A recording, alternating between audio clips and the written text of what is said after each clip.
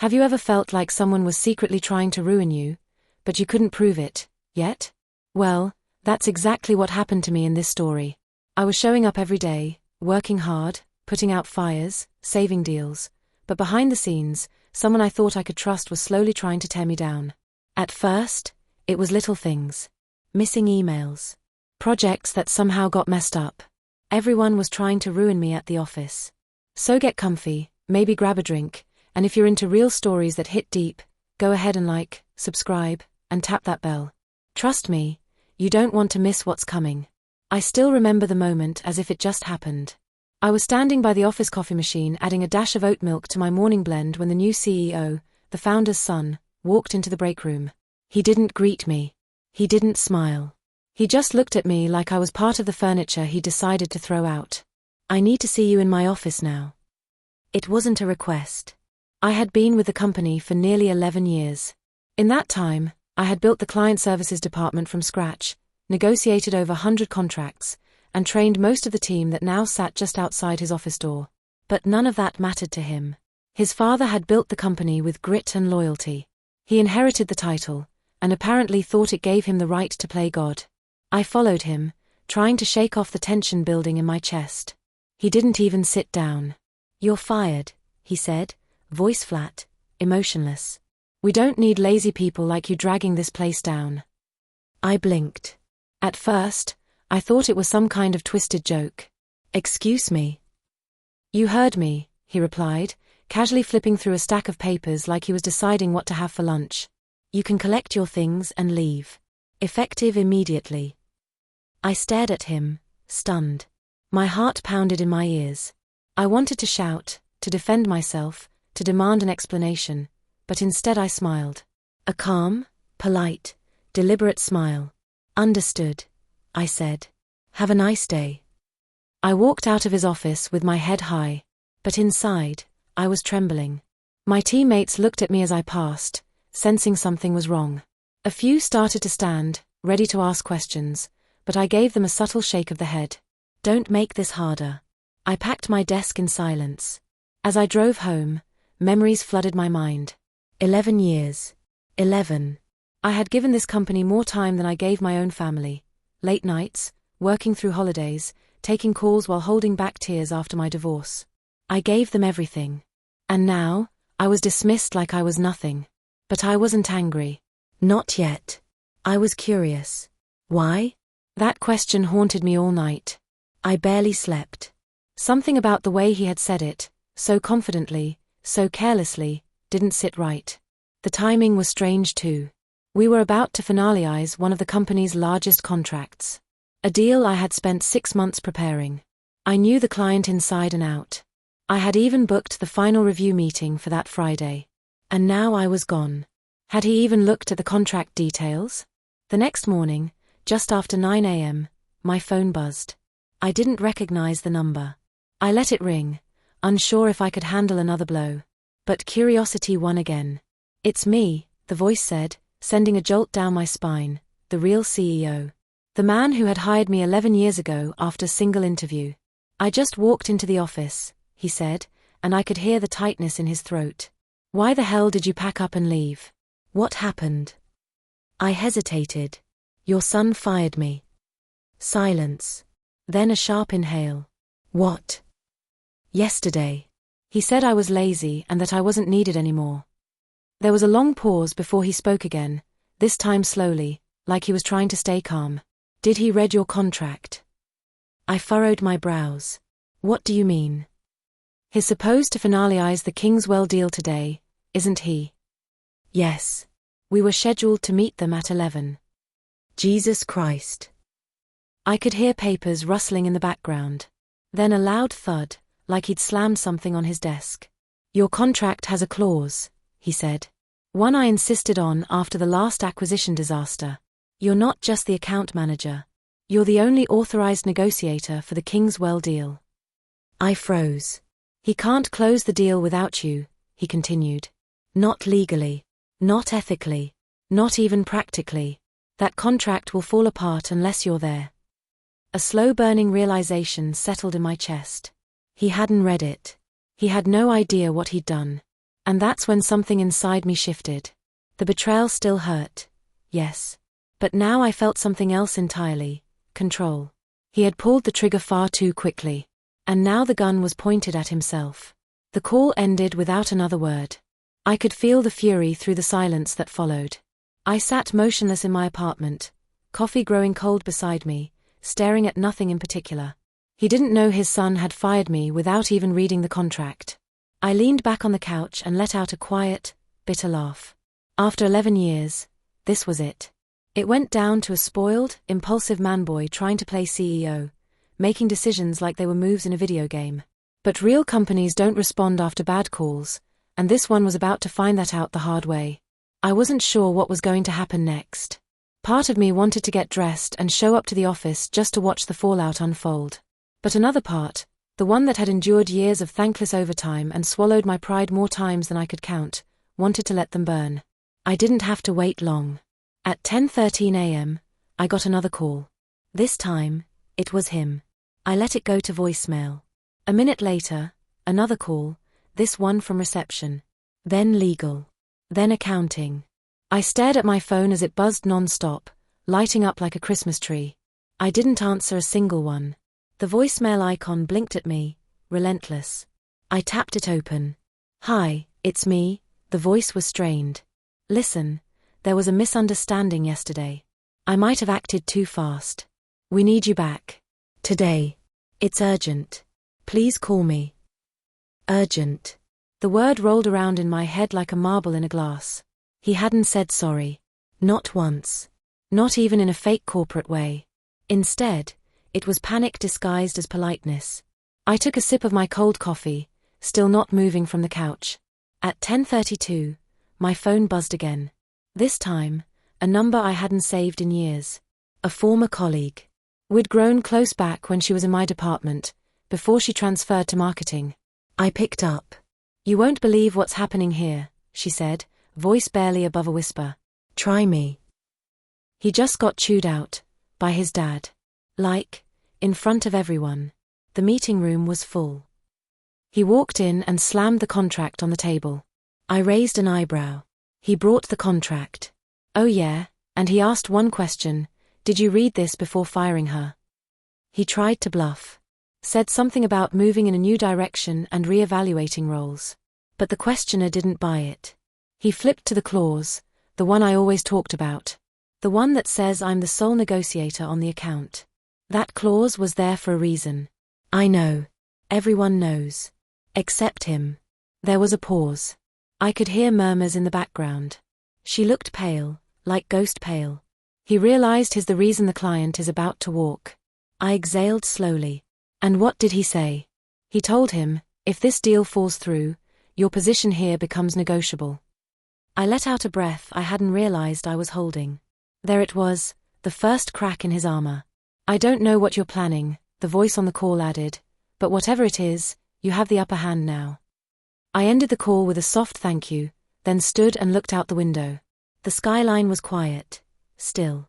I always found comfort in that, the city, indifferent to human chaos, going on as usual. At 11:15, another message came through. This time from him directly. "I'm sincerely sorry for what happened. I misjudged the situation. Please come in. Not just for the deal, but so we can talk privately." It was tempting. But I wasn't ready to just walk back in like nothing had happened. Not yet. His mistake wasn't just about a contract. It was about respect.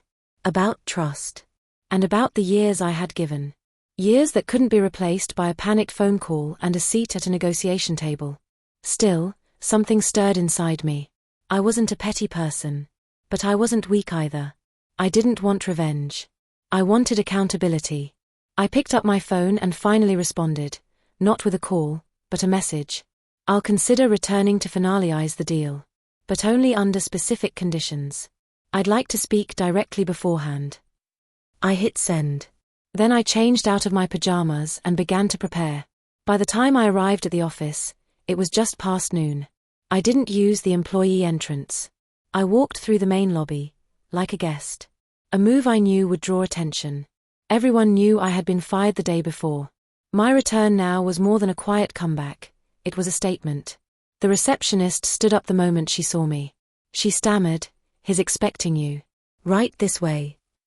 As I followed her down the hall, I noticed the atmosphere had changed. People looked up from their desks. Conversations paused. There was a sense of quiet tension, like the building itself was holding its breath. He was standing at the door to his office when I arrived. He wasn't smiling. "Thank you for coming in," he said, nodding. I nodded back but didn't extend my hand. He stepped aside, letting me walk past him into the office. It was quiet for a moment as I took a seat across from the massive oak desk. He closed the door behind him, leaned against it, and let out a long sigh. "I made a mistake," he began. "A big one. I gave him too much authority, too fast. I wanted him to prove himself, but I didn't expect him to burn bridges before even learning how to build them." I stayed silent. He sat down. His voice softened. "What he did to you was unprofessional, disrespectful. And frankly, it jeopardized a deal we've worked over half a year to secure." I nodded slowly. "Yes, it did. I read the contract again this morning. Every word. You were given full autonomy over the account. Legally, the client won't recognize anyone else as a representative of this company during negotiations. That clause was put in place after the last debacle." I remember it well. "So do I said quietly. I was the one who managed the fallout." His eyes met mine. "You didn't deserve what happened yesterday," he said. "And I'd like to offer you your job back. With full authority to finish the deal. Whatever conditions you need, we'll make them work." There was sincerity in his tone. Regret, too. But this wasn't just about the deal. It was about leadership. Accountability. Dignity. "I'll return," I said. "But I want everything in writing. A revised contract. Clear autonomy over the account. And no interference from him." He nodded immediately. "Done." "And one more thing," I added, my voice firm. "This can't happen again. Not to me. Not to anyone." A long silence followed. Then he gave me a slow, thoughtful nod. "You have my word." With that, I stood. The moment I stepped out of his office, I could see him standing down the hall, arms crossed, pretending to be deep in conversation with a junior executive. But his eyes locked on mine the second I appeared. I didn't flinch. I didn't look away. I walked straight past him.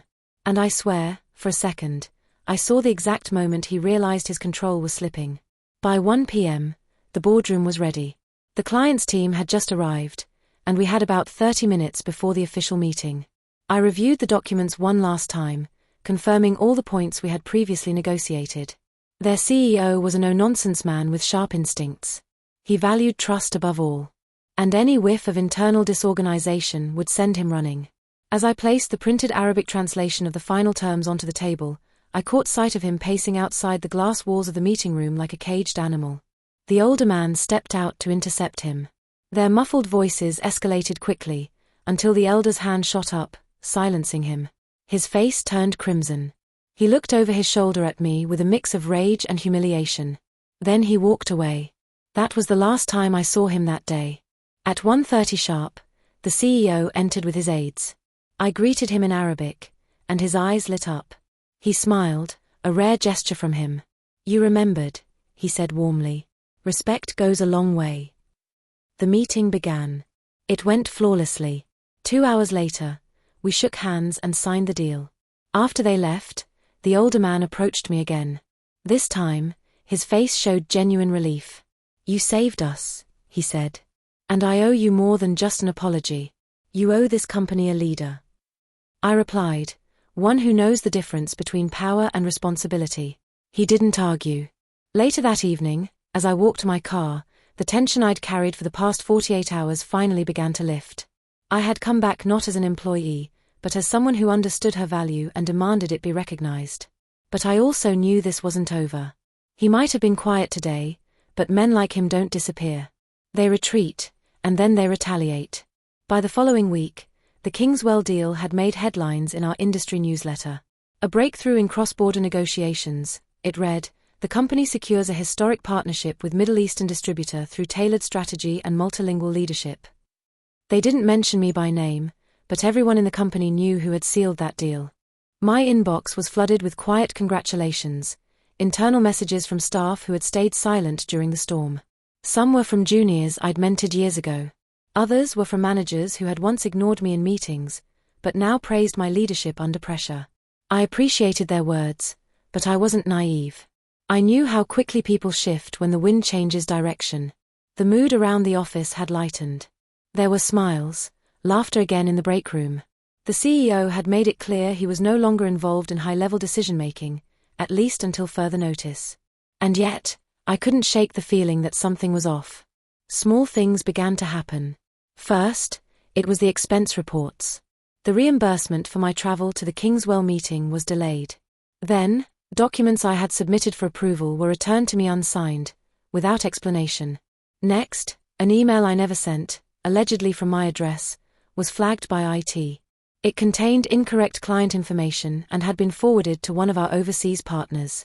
Luckily, the partner was someone I had a good relationship with, and he reached out directly to clarify. But the mistake had already planted doubt. I reported it to our internal systems team. They said there was no sign of external hacking. The message had originated from inside the office. That's when I knew he was behind it. He was no longer trying to fire me. That approach had failed. Now he wanted to make me look incompetent. To smear my reputation, slowly, subtly, until I either quit in frustration or someone else decided I was a liability. It was classic corporate sabotage, and it wasn't the first time I'd seen it. Back at my first job, fresh out of university, I worked under a director who played the same game. He wouldn't confront you directly, but he'd cut off your resources, isolate you from projects, quietly poison your name until the only option left was to disappear. But I wasn't 22 anymore. I wasn't going to disappear. I documented everything, every missed email, every mistake that I hadn't made, every delay. I had learned the hard way that paper trails are more powerful than emotions in environments like this. I even started using a private notebook, logging times, dates, conversations, just in case.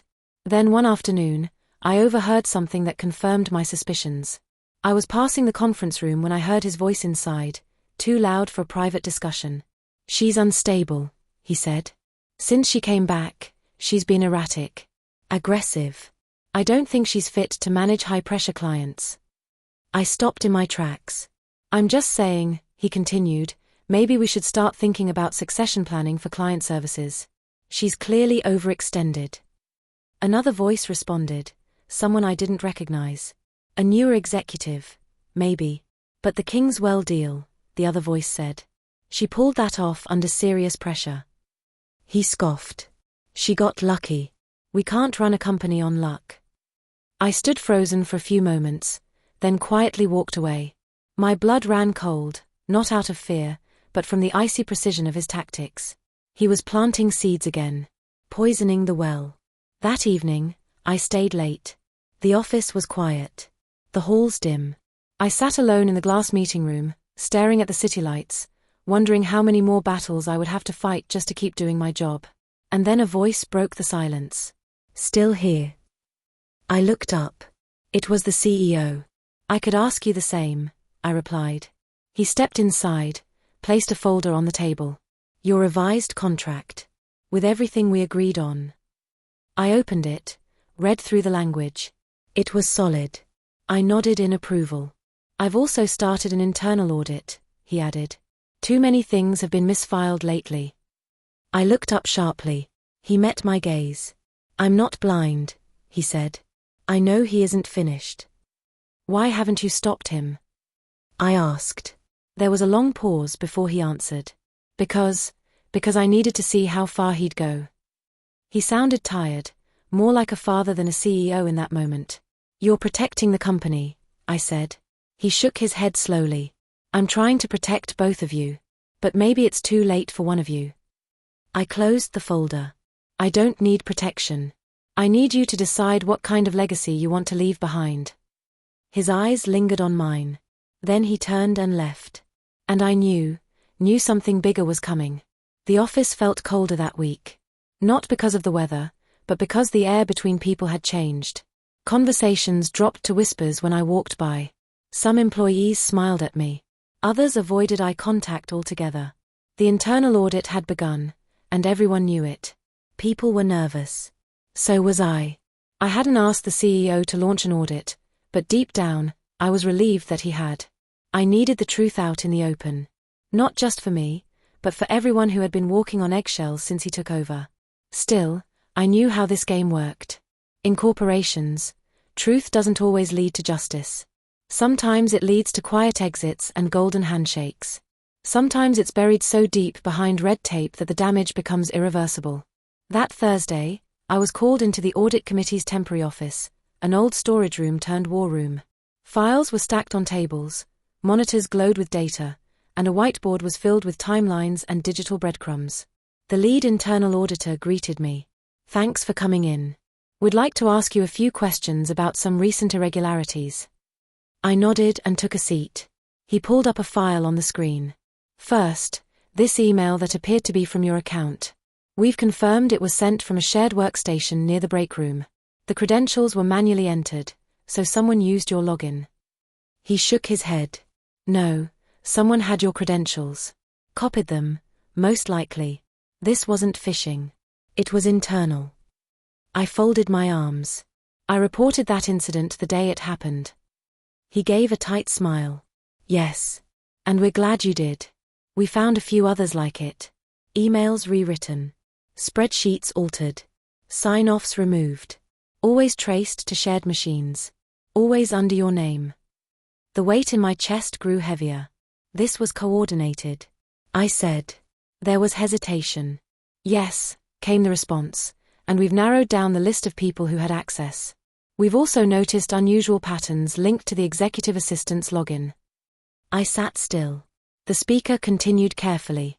"We're not accusing anyone yet, but there's a clear pattern. Sabotage. Intended to discredit you and possibly others." I clenched my jaw. "So what happens now?" "That's where it gets complicated," came the answer. "The CEO asked us to present our findings directly. It's been made clear that the truth is wanted, no filters." I nodded slowly. "Then I'll be there." Eyebrows were raised. "You're not required." "I will be there," I repeated. "If this is going to surface, I want to look everyone in the eye." There was no argument. That night, I barely slept. I kept thinking about the others who had left quietly over the past year, talented employees in their 30s and 40s who had simply moved on without much notice. People who had once been considered rising stars. I used to think it was just turnover. Now I wondered how many of them had been quietly pushed out by the same internal games. I arrived early to the executive boardroom the next morning. The CEO was already there, staring out the window like someone waiting for the final card to fall. The lead auditor and 2 others came in next. Then the one at the center of it all arrived, 10 minutes late, looking smug, phone in hand, not a trace of concern on that face. Until they saw me. There was a pause at the door. "She's not on the audit committee." The CEO didn't turn. "She's here at my request." There was a shift in posture. "This is supposed to be internal. Confidential." "Then you should have kept it that way when you used company resources to fabricate emails," I said, my voice calm but sharp. A scoff. "That's ridiculous." The lead auditor spoke up. "We've traced multiple login attempts tied to the assistant's account, all connected to irregularities targeting her work. There's a clear timeline." The face across from us began to shift. The practice smugness started to crack. "You're reaching. She's just bitter about being let go." I looked directly across the table. "You didn't let me go. You sabotaged me, and you almost tanked the biggest deal this company has landed in 5 years." The CEO finally turned. "I gave you a chance," came the quiet voice. "I gave you more than one. And you've done nothing but tear down the people trying to build something real here." The bravado faltered. "This isn't what you think." "No," the CEO cut in. "It's worse." A heavy silence filled the room. Then the CEO stood. "The board will be reviewing this report. Until then, you are suspended, effective immediately." There was a moment, an attempt to protest, but the words never came. Just a look in my direction. This time not with rage, but with disbelief. Like there was finally a realization that none of the usual tricks were going to work this time. There was no dramatic exit. Just silence. I stayed behind. The CEO exhaled, shoulders sagging. I failed, came the admission. As a leader, and maybe as a father. You can't lead someone who refuses to grow, I said quietly. But you can lead the company. You still have that choice. There was a long look. Then a nod. And for the first time since this began, I felt the weight begin to lift. 2 weeks passed since the audit meeting, but the impact still echoed through the halls. The former executive hadn't returned, and the once proud smirk that used to float from room to room was now the stuff of whispered gossip. The board moved quickly. The evidence was too strong, too detailed, too damning to ignore. The falsified emails, the login traces, the unexplained disappearance of files, the attempt to weaponize HR complaints. All of it either directly ordered or carried out through manipulation. The suspension became a termination. The official announcement cited breaches of ethical conduct and internal misconduct. No lawsuits. No press release. Just a quiet exit through the back door of corporate history. But word spread anyway. I thought I'd feel triumphant when I heard the news. Instead, I felt calm. Not victorious, just steady. Like I'd weathered the storm. Like I could finally breathe. A few days later, the CEO called me into the office. The door closed. I did, I said. He sat at the desk, a folder in front of him, though he didn't open it yet. I've spent a lot of time thinking about everything that's happened, he began, and what I want this company to be moving forward. I stayed quiet. Let him finish. You've shown more leadership in the past month than most executives show in a career. You protected our biggest deal, held your composure in a public humiliation, and navigated personal attacks with professionalism. That's the kind of person I want helping run this company. He slid the folder across the desk. Inside was a promotion letter, Director of Client Strategy, an executive-level role, one that reported directly to him. I looked up, startled. I didn't ask for this. I know, he said. That's why you deserve it. I hesitated, then gave a small nod. If I accept this, I want a say in how we move forward. I don't want to just hold a title. I want to rebuild this culture the right way. He smiled. That's exactly what I was hoping you'd say. Later that evening, I sat alone in the new office, a temporary one while renovations were underway. I stared at the blank nameplate on the door. For years I had walked those halls wondering if anyone really saw the work I did. The late nights. The client saves. The fires I put out without a word of credit. I thought staying quiet was the best way to keep the peace. To not cause friction. But silence had almost cost me everything. It wasn't just about a contract or a position. It was about remembering that competence is not arrogance, and professionalism is not weakness. I had been underestimated, dismissed, and sabotaged. But I had never been defeated. And I hadn't let myself become bitter in the process. That, to me, was the real win. In the weeks that followed, I started reshaping the department. I reopened lines of communication. I reinstated people who had been pushed out unfairly. I created an anonymous reporting system so no one else had to fear retaliation for speaking up. I even made time for the younger employees, some of whom had witnessed what I went through and quietly asked how I stayed strong. I told them the truth. You don't always get to pick the battles, I said, but you do get to decide who you become in the middle of them. As for the one who tried to bring me down, last I heard, they were interviewing at smaller firms out of state. But that reputation had caught up to them. Some said the CEO pulled strings to make sure that name didn't get dragged publicly. Maybe that was a father's last act of love. I didn't ask. I didn't need to. One afternoon, walking through the office, I passed the glass wall that once housed the Kingswell negotiation. I paused for a moment, remembering everything. The sabotage. The call. The panic. The eventual triumph. That single deal had changed the course of my career. But the real shift happened the moment I smiled and walked out of that office, refusing to beg. That was the turning point. Not because I gave up, but because I knew what I was worth. And I refused to let anyone, boss's kid or not, take that from me again. If this story inspired you, give it a thumbs up, share it with someone who needs to hear it, and subscribe for more real stories just like this. Thanks for watching.